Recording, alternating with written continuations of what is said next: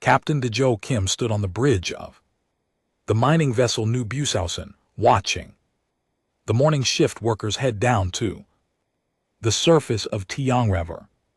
The planet looked peaceful from orbit. Green fields mixed with the silver gleam of the mining facilities. 50,000 people called this place home. Now, it had taken them 15 years to build something this beautiful. Captain, we have incoming ships on long-range sensor, said communications officer Hai Jin Choi. She was young, maybe 25, fresh from the academy. This was her first deep space assignment. Di-ho walked over to her station. How many ships? 12, no 15, they're big. Sir, much bigger than our cargo haulers. Any identification signals? Hey Jin shook her head, nothing on any channel. They're not responding to our standard greetings. Dejo felt something cold in his stomach. In 30 years of space work, he had never seen unknown ships this far out. The outer colonies were peaceful places. Pirates didn't come this far from the trade routes. Put me on general. Calm, you're on captain. Unknown vessel. This is Captain Dejo Kim of the civilian mining ship New Busausen. You are approaching the Taeyang 4 colony system. Please identify yourselves and state your intentions. Silence down on the planet. Dr. So Young Park was having a good morning. Her research station sat on a hill overlooking the main colony town. She studied the local plants and animals, looking for useful medicines. The work was slow but rewarding. Every week brought new discoveries. Her assistant Junho came running into the lab. Dr. Park, you need to see this. What is? It's ships, big ones coming in fast. So Young stepped outside. Even without a telescope she could see them now. Dark shapes against the blue sky, growing larger by the minute. They didn't look like human ships. Human ships were clean and bright. These were angular, aggressive looking. Back on the new bus, Dejo tried again. Unknown vessels, you are entering civilian space. Please respond. The ships were close enough now to see clearly. They were warships, no doubt about it. Massive guns pointed forward, armor that looked like it could stop anything, and they were heading straight for the planet. Sir Haijin said, her voice shaking. They're powering weapons. Get me Admiral Lee at Earth Command emergency channel, sir. It will take 20 minutes for the signal to reach Earth. Do it anyway. Dejo turned to the helm officer. Take us away from the planet. Best speed. The alien ships opened fire. The first blast hit the orbital mining platform. 500 workers were vaporized in an instant. The second blast took out the communication satellite. The third hit the New Busausen. Dejo found himself on the floor. Emergency lights flashed red. Smell of burning electronics filled the air. Report, hull breach on deck 7. We're losing atmosphere. The helm officer was bleeding from a cut on his forehead. Engines are down to 40%. Hijin, did our message get out? Yes, sir, right before they hit the satellite. The planet's surface. The real attack began. Beams of energy rained down from the sky. The main city of New Seoul disappeared in a flash of white light. The mining facilities melted like ice in summer. Dr. So Young Park's research station exploded just as she was helping Janho reach the emergency shelter. The aliens were thorough. They didn't just attack the cities. They hunted down the farms, the small towns, even individual houses scattered across the continents. From space, it looked like someone was erasing humanity from the planet with careful, methodical strokes. The New Busausen limped away from the carnage. Half the crew was dead, the ship was barely holding together, but Jin kept transmitting. This is civilian vessel, New Busan. Taeyang of 4 is under attack, unknown. Alien force, 50,000 civilians there. All dead, they're all dead, 20 light years away. Admiral Jin Woo Lee sat in his office at Earth Command. He was reviewing supply reports when the emergency signal came through. The aide who brought him the message was white as a sheet. Sir, you need to hear this. Recording played, Hijin's voice broken and desperate. Tiangfu is under attack. Unknown alien force. They came without warning, no demands, no communication. They just started killing everyone. Jin Woo had served in the fleet for 40 years. He had been a young lieutenant during the last real war, back when humans fought each other over resources. That was before they learned to work together, before they became peaceful. Confirm this, he said. We've lost contact with 3 more colonies, sir. Hanel Station, Numako, Katsi Research Base, same pattern, no warning, total destruction. Jin Woo stood up slowly. He walked to his window and looked out at the earth, blue skies, white clouds, green continents, peaceful. Sir, what are your orders? Jin Woo turned back to his aide. The young man looked scared. Good, he should be scared. Everyone should be scared now. Signal the Defense Council, emergency session. Tell them we have a code black situation, sir. We haven't had a code black in 50 years. I know. Jin Woo walked to his safe and entered a code he had memorized decades ago, but never used.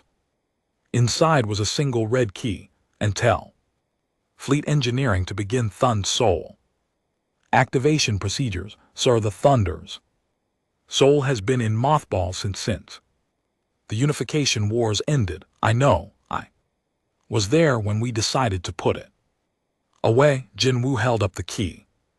I was also there when we swore to bring it back if anyone ever threatened human civilians again. The aide looked at the key like it was a poisonous snake. Sir, the Thunder Seoul protocol was designed for human enemies. These are aliens. We don't know anything about them. We know enough. Jin Woo and LT Unk and GT's voice was cold. Now they attack civilians without warning. They kill children. They think humans are weak. He slotted the key into his desk. Terminal, they're about to learn the difference between human peace and human weakness across the solar system. Automated systems began to wake up. In the Titan shipyards, massive doors opened for the first time in 50 years. Lights came on in sections of the facility that had been dark for decades. Construction robots emerged from storage and began their work. The Thunder's Seoul battleship was 5 km long and covered armor that could stop planet-killing weapons. Its main guns could crack moons. Its engines could push it faster than light itself, and it had been sleeping, waiting for the day when humanity needed to remind the universe why peace was a choice, not a weakness.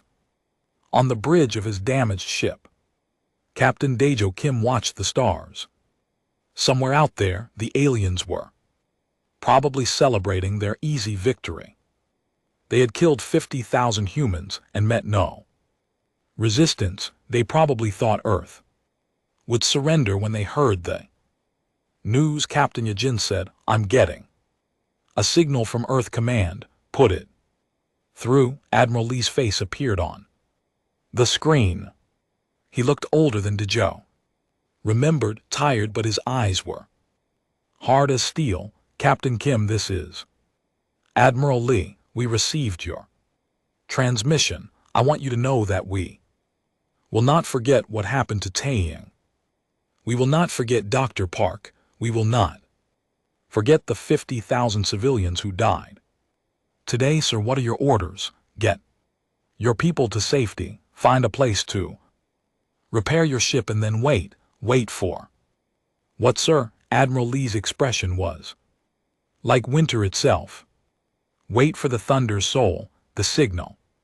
Ended in the darkness of space, the damaged New Busan continued its slow journey away from the dead world. Behind them, alien ships patrolled the ruins of human civilization like wolves guarding their kill, but the wolves had made a mistake. They had attacked the wrong species.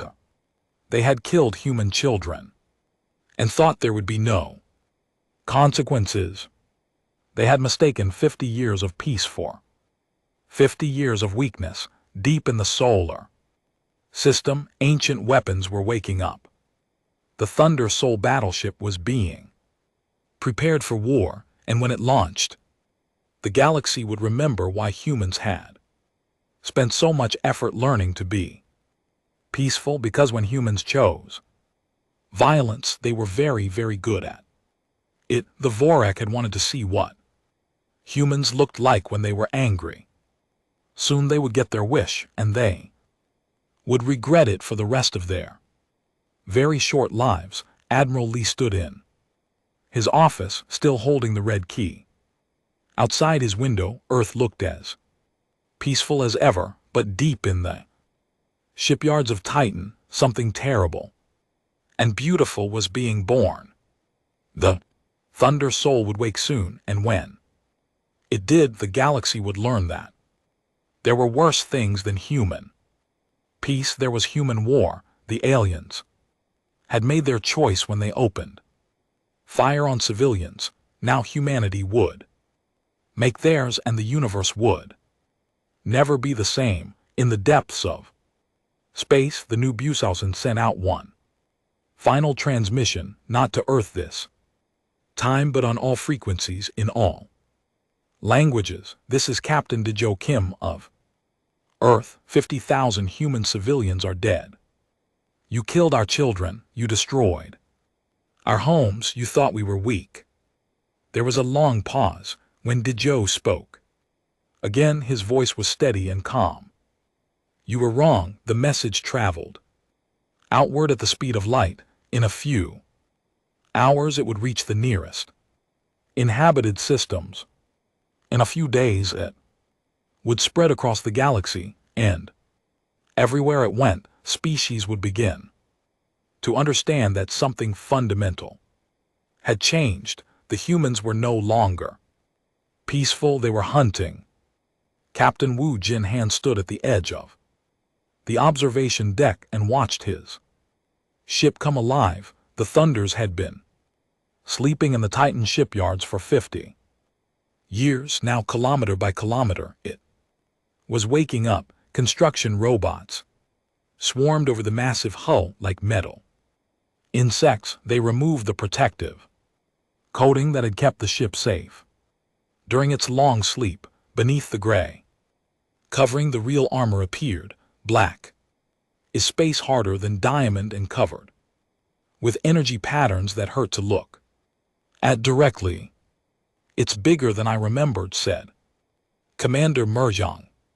She was young for a fleet officer, maybe 35. This would be her first assignment on a battleship. Everything was bigger.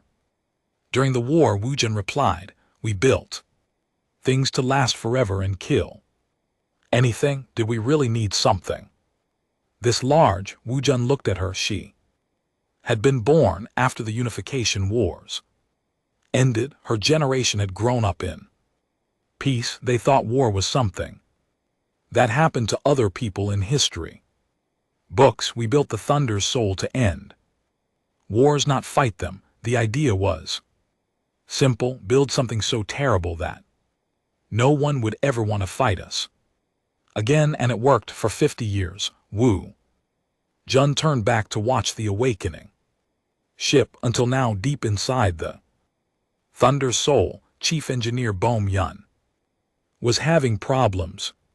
The ship systems were more complex than anything built before or since. Some of the technology had been experimental even during wartime. After 50 years of sleep, nothing was working properly. The quantum fold generators won't sync, reported her assistant Tae Min. The power flows are all wrong. That's because they were never meant to be turned off. Borum said she was 60 years old and had worked on the Thunder's Soul during its original construction. She knew every bolt and wire in the massive ship. These systems are alive. You don't shut them down and restart them like a regular engine. So what do? We wake them up slowly like a person coming out of a long sleep. Borum touched a control panel. Deep in the ship's core, something that was part machine and part something else began to stir. Easy now, remember who you are. On the command deck, Admiral Jin Woo Lee was briefing the senior staff. Maps of the galaxy covered the walls. Red mark showed where human colonies had been attacked. The pattern was clear and brutal. 17 colonies destroyed in the last week, he said. No survivors, no communication attempts. They attack without warning and leave nothing alive. Who are they? Asked Captain Wu. Jin Han. We call them the Vorak. It's the closest we can come to pronouncing their name. They're a military confederation from the outer spiral. They've been conquering smaller species for centuries. What do they want? Near as we can tell, they want our space.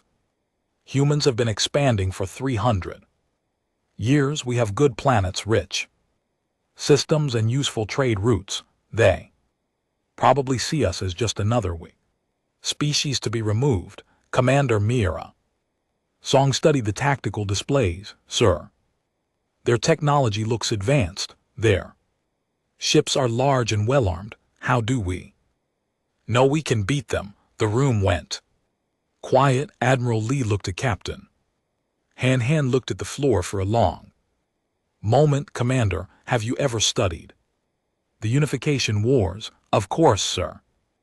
Required reading at the academy. Then you know that humans spent most of their history fighting each other. We got very good at it too. Good, yes, sir. What the history books don't tell you is why we really stopped fighting. It wasn't because we learned to love peace. It was because we got scared of ourselves. Han pointed to the Thunder Soul through the window. We built weapons that could crack planets, ships that could sterilize solar systems. We created things so terrible that we locked them away and swore never to use them again. But sir, those were for fighting other humans. These are aliens. Commander, the Thunder Soul wasn't designed to fight humans. It was designed to kill everything. Borum finally got the main power systems online. 6 hours later, the Thunders came on section by section. 5 km of corridors, thousands of rooms, and weapons bays large enough to hold entire cruisers. The ship was a city that moved between the stars, power at 60% and rising. She reported to the bridge. Quantum fold generators are syncing properly. The ship remembers how to be alive. What about the weapons? Asked Captain Han. The conventional weapons are ready. Plasma cannons, particle beams, kinetic rail guns, enough firepower to level a continent, and the special weapons. Borum was quiet for a moment. Sir, are you sure we need to activate those systems? The conventional weapon should be enough for most situations. Chief, these aliens just killed 50,000 civilians, including children. I want every weapon on this ship ready to fire. Yes, sir, but Captain, some of these weapons, they're not meant for normal warfare. The Storm Protocol alone could. I know what it could do. I was there. When we tested it, activate everything. The Thunder Soul's crew was coming. Together slowly, most of them were young. Officers who had never seen combat. They had trained for war in simulators and classrooms, but they had never faced an enemy that wanted to kill them. Lieutenant Yajin Lim was the new gunnery officer. She was 28 years old and had graduated first in her class. From the Naval Academy, she had requested assignment to the Thunder Soul because she wanted to serve on the most powerful ship in the fleet. Now she stood in the main weapons control center and wondered if she had made a mistake. The room was huge, dozens of control stations managed hundreds of different weapons. The targeting computers were so complex they seemed almost alive. "Ma'am," said her chief petty officer, "the main cannons are coming online." Ye Jin looked at the displays. The Thunder Soul carried 12 main guns, each one larger than most ships. When they fired, they didn't just destroy targets, they erased them from existence. Run a full diagnostic. I want every system checked. Twice. Yes, ma'am. But ma'am, why do we need so much firepower? The aliens have big ships, but nothing like this. Because, Chief, we're not just going to beat them, we're going to make sure they never want to fight humans again.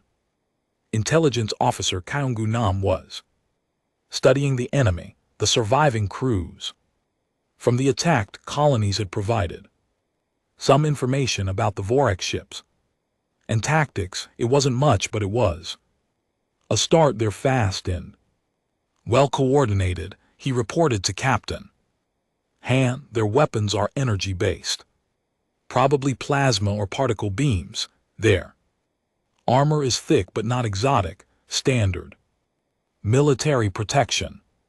Numbers: we estimate about 200 ships in their main fleet, maybe 300 total across all their forces. Crew complement unknown. Their ships are large, so probably several thousand beings per vessel. Captain Han studied the data. 200 ships was a large force by human standards. During peacetime, the Earth fleet had maybe 50 active warships, but the Thunder Soul had been built to fight entire fleets by itself. What about their tactics? Simple and direct. They jump into a system, destroy everything quickly, and move on. No complex strategies. They seem to rely on overwhelming firepower and shock. That suggests they haven't fought anyone who could fight back effectively. Exactly, sir. They're used to easy victory. The Thunder Soul's first test came sooner than expected. A Vortek patrol fleet was detected near the ruins of Tiang for 3 ships smaller than the main battle units, but still dangerous. This is perfect, Captain Han said. We can test our systems without committing to a major battle. The Thunder Soul jumped to the edge of the Taeyang system. The massive ship appeared out of nowhere, its black hole nearly invisible against the stars. The only lights came from the bridge and the glowing energy patterns that ran along the armor. The Vorak ships detected them immediately. They turned to attack, probably thinking they were facing another human civilian vessel. Sir, they're charging weapons, reported Yajin Lim. Range to targets 50,000 km and closing. Fire 1 main cannon. Minimum power. The Thunder's Soul's forward gun spoke once. A beam of pure energy crossed the distance between the ships in microseconds. It struck the lead Vorhak vessel dead center. The alien ship didn't explode. It didn't burn. It simply ceased to exist. Where there had been a kilometer of armor and weapons, now there was Empty space. What the hell? Whispered Commander Song. The other two Vorthak ships stopped their attack. They turned and fled at maximum speed. Sir, said Yajin. Should I engage the fleeing vessels? Captain Han watched the aliens run. Good. Fear was the beginning of wisdom. No, let them go. I want them to tell their friends what they saw. Back on the bridge, the crew was silent. They had all seen the weapon demonstrations during training, but seeing it used against a real target was different. The Thunder Soul's main cannon didn't just destroy ships, it removed them from reality. Chief Engineer, Captain Han said into his comm, what's our status? All systems normal, sir. That shot used about 1% of our total power, and the special weapons ready when you are, Captain. Though I still think we should be careful about using them. Noted. Stand by for jump to Earth orbit. The Thunder Soul folded space around itself and disappeared. Behind them, the empty spot where the Vorhak ship had been slowly filled with cosmic dust. Light years away, the surviving aliens sent desperate messages to their fleet commanders. They spoke of a human ship that appeared from nowhere and deleted their companion vessel with a single shot. They described the Thunder's Soul moved through space like a black ghost. Captain Wu Junhan stood on the bridge, watching the tactical displays. Each red dot represented a Vorak ship. Each one was a target. Intelligence report, he ordered. Kaungu Nam stepped forward with his data pad. Sir, we've located the main Vorak fleet, approximately 150 ships gathered near the Hano system. They appear to be using the destroyed colony as a staging area. What kind of ships? Mixed force heavy cruisers, destroyers and support vessels. Their flagship is massive, sir, nearly 3 km long. Crew estimates between 200 and 300,000 Vorak total across the entire fleet. Commander Muryang looked up from her station. Sir, that's a lot of lives. Captain Han turned to look at her. His expression was cold. Commander, they killed 50,000 human civilians, including children who had never hurt anyone. How many lives do you think their lives are worth? Sir, I didn't mean the answer is 0.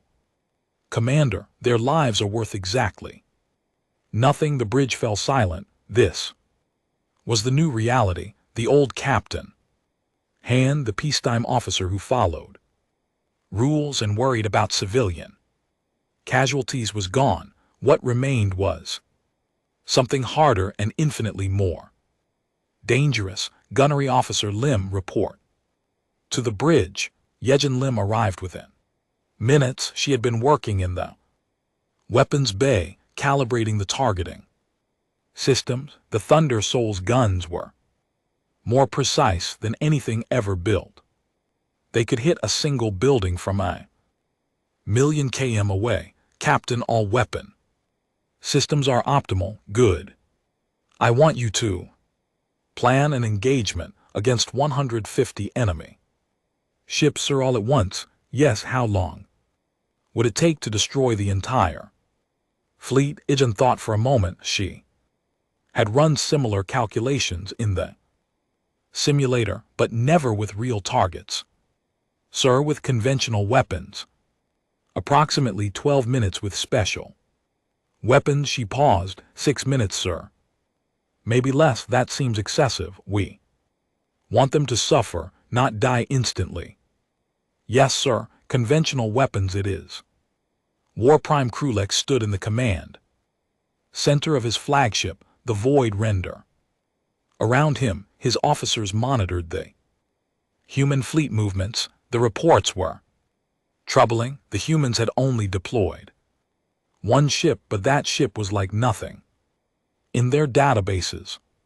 Status of our scouts, he asked.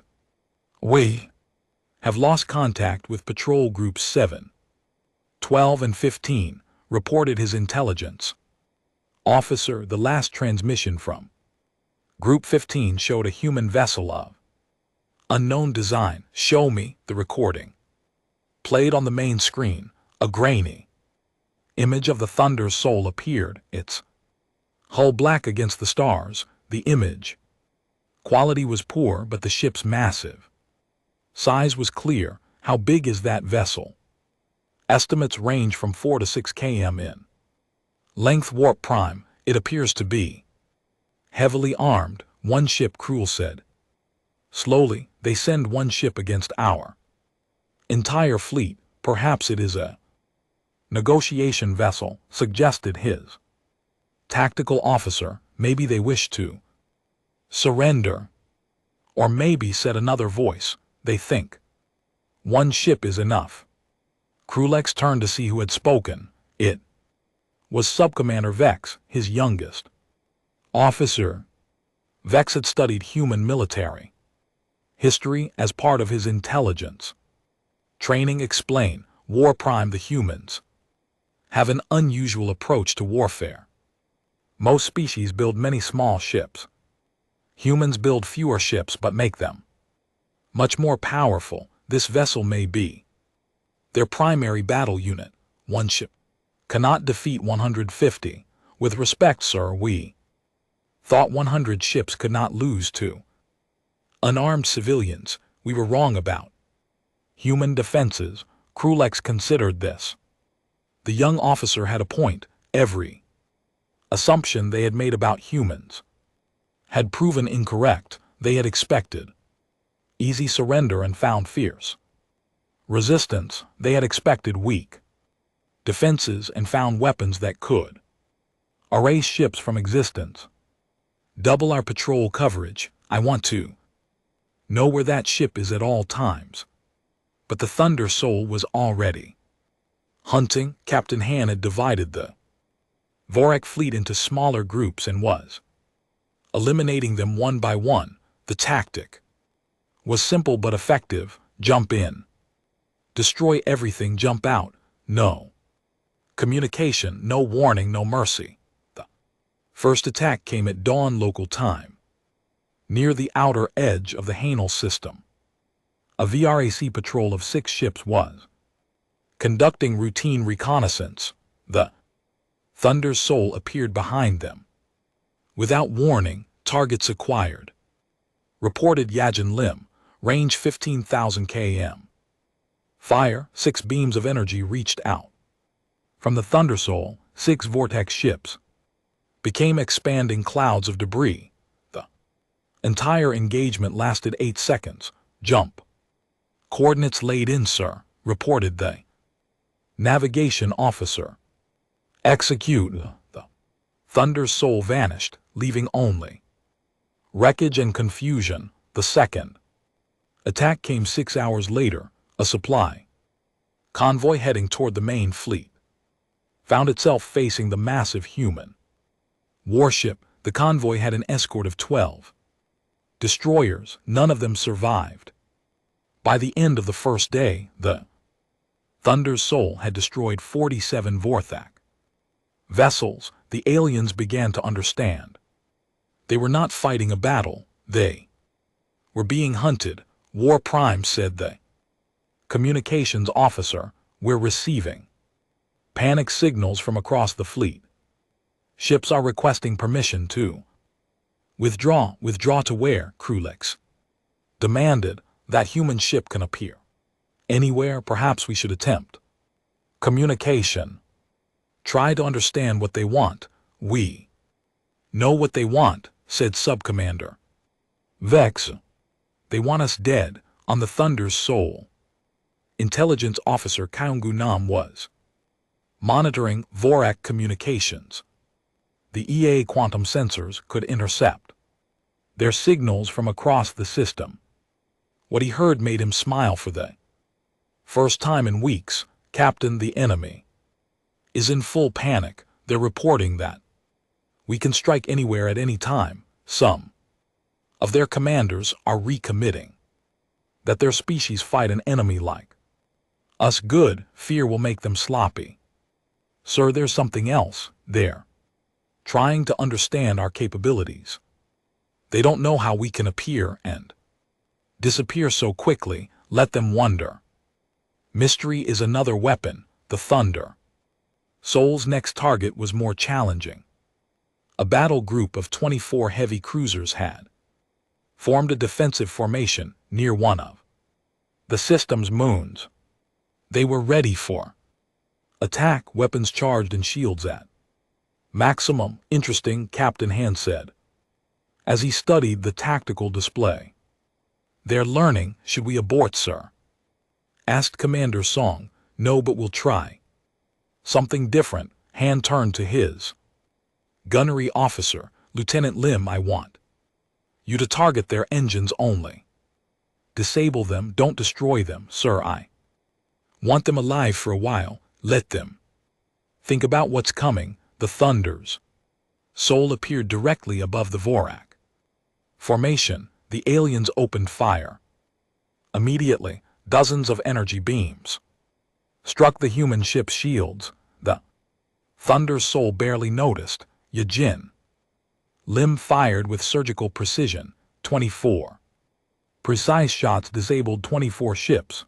The Vorak vessels tumbled helplessly, their engines destroyed but their life support intact. Now what, sir? She asked. Now we wait 5 minutes. Let them call for help. Let them realize no help is coming. Captain Han opened a communication channel to the disabled ships. He had never spoken to Vorak before, but their translation software was excellent. Vorak vessels, this is Captain Wu Jin Han of the Earth vessel Thunder Sol. You have 5 minutes to send messages to your families. Tell them you died because your leaders chose to murder human children. The channel closed on the disabled ships. Panic spread. Some Vorak tried to repair their engines. Others sent desperate messages to their home worlds. A few simply waited for death. After exactly 5 minutes, the thunders Sol fired again. This time it did not aim to disable. War Prime crew watched his fleet disappear ship by ship. The humans were not just defeating his forces, they were playing with them. The psychological effect was devastating. His crew jumped at shadows. Officers questioned every order. How many ships have we lost? He asked. 73 confirmed. Destroyed. War Prime. Another 12 disabled and presumed lost. In how much time? 36 hours, sir. Crew sat down heavily in his command chair. At this rate, his entire fleet would be gone within a week, and they had not managed to inflict a single casualty on the human ship. Sir, we're receiving a priority transmission from the Confederacy Council. Put it through. The face of Supreme War Leader Thrax appeared on the screen. Thrax was old, scarred, and had conquered a dozen species. He had never lost a battle. Krulex, explain your situation. Supreme Leader, we are facing unexpected resistance. The humans have deployed a weapon platform of unprecedented capability. One ship. Krulex, you are telling me that one ship is defeating our entire invasion fleet? Yes, sir. Their technology is far beyond our estimates. Threx was silent for a long moment. How is this possible? Our intelligence indicated that humans were weak, peaceful. They showed no resistance to our initial attacks. I believe, sir, that we misunderstood the nature of human peace. They were not weak. They were choosing not to fight. Now they have chosen differently. Recommendations. Krulex looked around his command center. His officers were watching, waiting to see if their leader could find a way out of the trap they had walked into. Sir, I Recommend immediate withdrawal. This species is more dangerous than we anticipated. Unacceptable. The Confederacy has never retreated from inferior beings. You will destroy this human ship and continue the invasion as planned, sir, with respect. That may not be possible. Make it possible, War Prime, or find someone who can. The Storm Protocol was humanity's most terrible secret. Chief Engineer Bo-Ram Yun remembered the day they had tested it 20 years before the wars ended. They had chosen an empty system, nothing but a dead star and floating rocks. When the test was finished, even the rocks were gone. Captain, she said over the intercom, Storm Protocol is ready, but sir, once we activate this, there's no going back. The energy signature will be visible from halfway across the galaxy. Captain Wu Jinhan stood on the bridge of the Thunder Soul, watching the Vorak fleet assemble in defensive formation. 78 ships arranged in a perfect sphere around their flagship. They thought numbers would save them. Chief, how many people are on those ships? Approximately 150,000, sir. And how many humans did they kill? 50,000 confirmed dead across 17 colonies, sir. Then we're still being generous. Activate the Storm Protocol. The Thunder Soul began to change. Energy patterns that had been dim now blazed with white light. The ship's hull started to vibrate as systems that had slept for decades came online. In the weapon bay, devices that bent space and time prepared for activation. Gunnery Officer Ijin Lim watched her displays with growing concern. The power readings were beyond anything she had trained for. Sir, the weapon systems are drawing power directly from the main reactors. If something goes wrong, nothing will go wrong. Lieutenant, the Storm Protocol has been tested. Yes, sir, but sir, what exactly does it do? Captain Han looked at her. It turns an entire region of space into a killing field. Anything within 50,000 km of us will cease to exist. Warp Prime Krulex felt the chain in space itself. His sensors detected massive energy buildups from the human ship. Whatever they were planning, it was drawing more power than his entire fleet combined. Analysis, he demanded. Unknown, Warp Prime, our computers cannot classify the energy signature. It's unlike anything in our databases. Recommendations. Immediate withdrawal, sir. Whatever they're preparing, we should not be here. When it activates, we cannot withdraw. The Confederacy expects victory, sir. The Confederacy expects us to survive long enough to achieve victory. Krulex looked at his tactical officer. The younger Vorak was right, but admitting. It meant acknowledging that their entire invasion had been a mistake. Pride wared. With survival instinct, pride lost all. Ships begin withdrawal, maximum speed. But it was too late. The Thunder's Soul activated the Storm Protocol. Space itself screamed.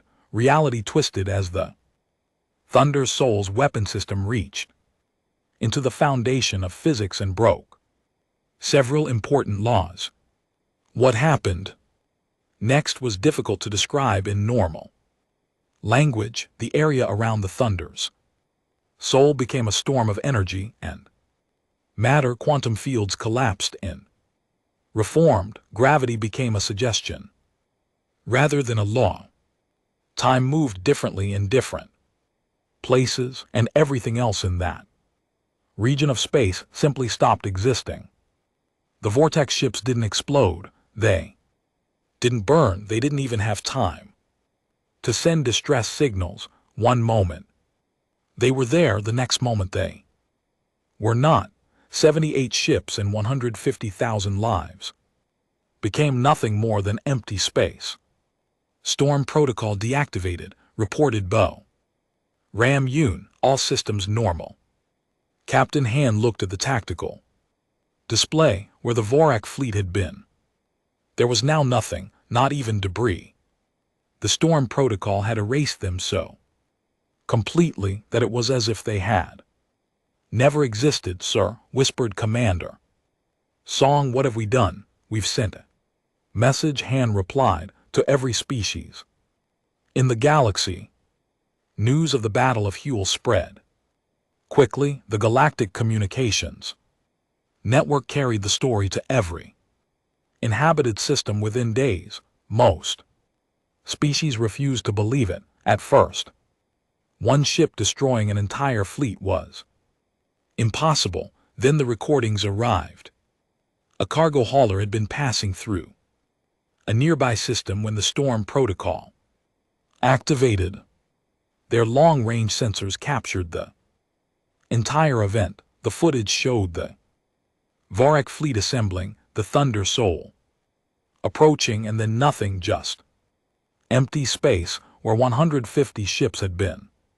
Elder Council Speaker Mithros watched the recording for the 20th time. He was over 800 years old and had seen many wars, but he had never seen anything like this. How is such a weapon possible? He asked his science advisor. We don't know, Speaker. Our physicists believe they somehow weaponized quantum field collapse. The mathematics alone should be impossible, and this ship, the Thunder Soul, it survived its own weapon. Apparently the energy readings suggest they have some form of protection we don't understand. Mithro sat back in his chair. The Elder Council had maintained galactic peace for centuries through careful diplomacy and the threat of collective action. Now, one species had weapons that made all their carefully balanced treaties meaningless. Contact the human government immediately. Speaker, we've been trying. They're not responding to any diplomatic channels. What about the ship itself? The Thunder's Soul has not acknowledged any communication attempts. Then they intend to continue hunting, so it appears. Speaker, Ambassador Yunji Shin received her orders while serving at the Earth Embassy on Centauri Prime. She was a career diplomat who had spent 20 years building relationships with alien species. Her job was to maintain the peaceful contact that humans had enjoyed since first contact. Now her orders were very different. You will establish a new diplomatic protocol, Admiral Lee told her over the encrypted channel.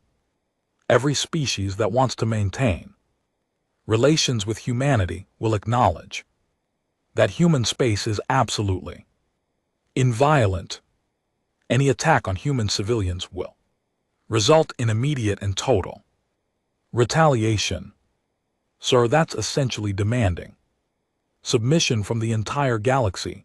Yes, it is, sir. What if they refuse? What if other species decide that humans have become too dangerous? Then they can ask the Vorak, what happens when you threaten humans? Admiral Lee's expression was granite.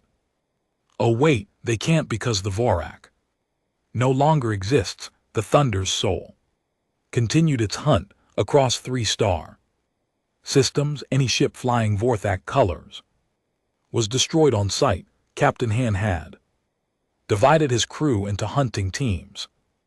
Each team tracked different groups of fleeing aliens. Sir, reported Kyonsu. Nam, we've detected a group of Vorthak ships attempting to reach neutral space. 12 vessels heading for the Calarian trade zone. Intercept course. We can't let them escape to threaten other species. Sir, the Calarians are asking for clarification of our intentions. They're worried about their sovereignty. Tell them we have no quarrel with Calarian civilians. We're simply removing a pest problem. The Thunder Soul jumped ahead of the fleeing Vorak ships when the aliens dropped out of faster-than-light travel. They found the massive human warship waiting for them. This time Captain Han opened communications. Vorak vessels, this is Captain Han. You attacked human civilians. You killed human children. You thought humans were weak. On the lead Vorak ship, the commander tried to respond. Human Captain, we wish to negotiate. There will be no negotiation. There will be no mercy. There will be no survivors. The Thunder's soul fired. 12 ships became cosmic dust. The Calarian observers watched in silence. The human ship had destroyed the Vorhak vessels so quickly they barely had time to register the attack, and it had done so without causing any damage to Karen space or property. Calarian trade zone. This is Captain Han of the Thunder Soul. The pest removal is complete. You may resume normal operations. The humans departed as quickly as they had arrived. Behind them, the Calarians began to understand that the balance of power in the galaxy had shifted permanently across known space. Governments held emergency sessions. Military commanders studied the recordings of human weapons. Scientists tried to understand how the storm protocol was possible. Everyone reached the same conclusion. Humanity had been peaceful by choice, not necessity. Warp Prime Krulex found himself in command of the last intact Vorak force. 37 ships hiding in the outer system, trying to avoid the Thunder Soul's sensors. His officers were terrified. Half of them wanted to surrender. The other half wanted to run to the edge of the galaxy. War Prime, we could contact their government directly, offer full reparations for the colonies we destroyed, and admit that the Confederacy was wrong to attack them. Sir, the Confederacy no longer exists. Half our worlds have declared independence rather than face human retaliation. The other half are demanding your removal from command. Krulex looked at his tactical displays, where once he had commanded 300 ships and been the terror of lesser species. Now he hid with a handful of survivors afraid to move. Sir, there's something else. Our long-range sensors have detected other human ships, dozens of them, all heading toward Confederacy space. What kind of ships? Unknown design, sir, but if they're anything like the Thunder Soul. Krulex closed his eyes. He had started this war thinking humans were weak prey. Now his entire species faced extinction because of his mistake. Open a channel to the human ship. Sir, I said open a channel. It's time to end this. The Thunder's Soul received the transmission while hunting the last Vorak supply depot. Captain Han listened to Warp Prime Krulex's words. Without expression, human commander, I am Warp Prime Krulex of the Vorak Confederacy. I wish to discuss terms of surrender. Han looked around his bridge. His crew was waiting to see how he would respond. The Thunder's Soul arrived at Vorak Prime like a dark moon. The planet below was beautiful in the way that most inhabited worlds were beautiful. Blue oceans, white clouds, green continents, dotted with cities. 8 billion Vorthak lived on the surface, most of them civilians who had never even heard of humans until the war began. Captain Wu Jinhan stood on the bridge and looked down at the world that had sent killers to murder human children. Part of him wanted to activate the storm protocol and erase the entire planet. It would be justice. It would be final end. It would send a message that no species would ever forget, but it would also make him a monster, Sir said. Intelligence Officer Kyung Nam, we're receiving thousands of transmissions. From the surface, surrender offers peace. Proposals, requests for mercy, any word. From their government, the Confederacy. Council has been dissolved, Sir. The planet is under emergency civilian administration. They're asking for terms. Commander Myra looked up from her station. Sir, what are your intentions?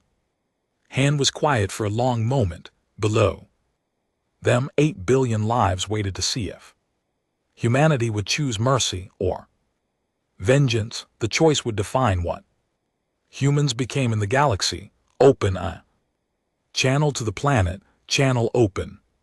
Sir, people of Vorth Prime, this is Captain Wu Jin Han of the Earth vessel Thunder's Soul. Your military forces attacked human civilians without warning or cause. They killed 50,000 innocent people, including children. On the planet below, every communication device carried his words. Vorak families gathered around their screens waiting to hear their fate. Your war crime Krulex and his officers will be tried for war crimes. Your military fleet has been destroyed. Your government has fallen. You are now under human protection. Protection, whispered Commander Song. Han continued his broadcast. The species that chose to make war on humans will now learn what human peace actually means. You will be relocated to suitable worlds under human supervision.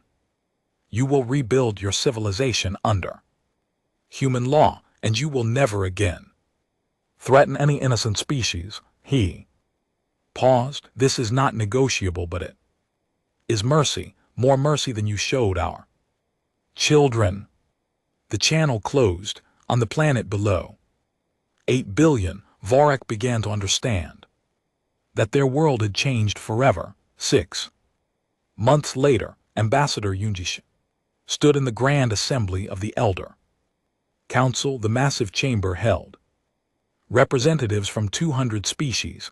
All of them were staring at her with a mixture of fear and respect. The question before this assembly, said Speaker Mithros, is how to integrate humanity into the existing galactic order. Yunji smiled politely. Speaker Mithros, I believe you misunderstand the situation.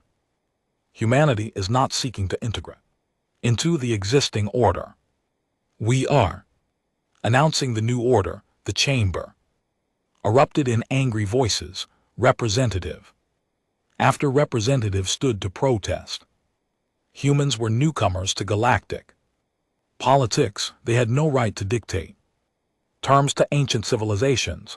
Yunji waited for the noise to die down. When it was quiet again, she activated a holographic display. The image showed the Thunder's Soul battleship floating space near the council station. This is the Thunder's Soul. It is currently in orbit around the station. Its weapons are powered down, but they remain operational.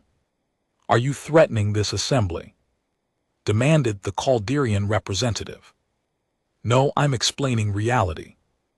Yunji touched a control and the display changed. Now it showed the empty space where the Vorak fleet had been destroyed.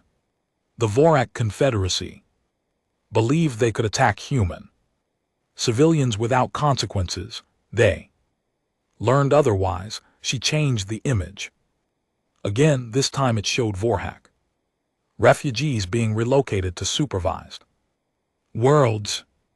Their survivors now live under human protection. They are fed, housed, and safe, but they are also watched. They will never again have the opportunity to threaten innocent lives. What does humanity want from the rest of us? Asked Speaker Mithros. Simple human space is inviolate. Any attack on human civilians will result in immediate and total retaliation.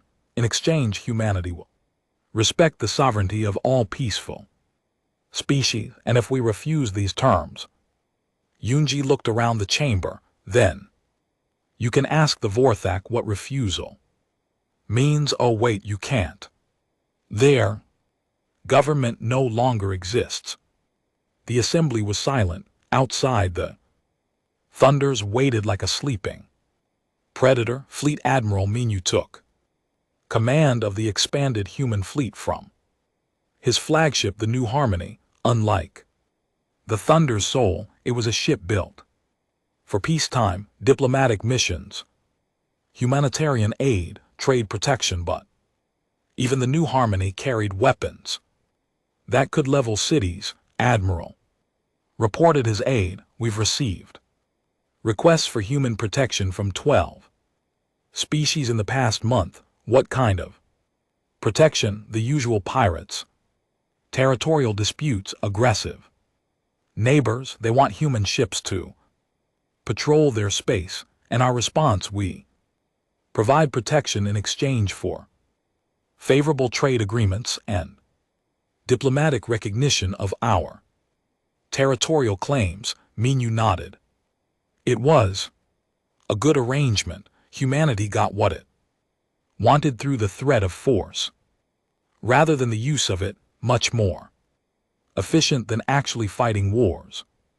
Any word from the Thun Soul? Captain Han is still refusing promotion and transfer orders. He says his job isn't finished. What job? The Vorek are defeated. Unknown, sir. He won't explain. The Thunder's Soul patrolled the edge of human space like a guard dog. Captain Han had reduced his crew to a skeleton team of volunteers. Commander Song had transferred to a regular fleet assignment. Most of the original crew had requested new postings after the war ended. Only the core group remained. Han himself, Boram Yun, Yajin Lim, and Kyunggu Nam. They called themselves the Watchers.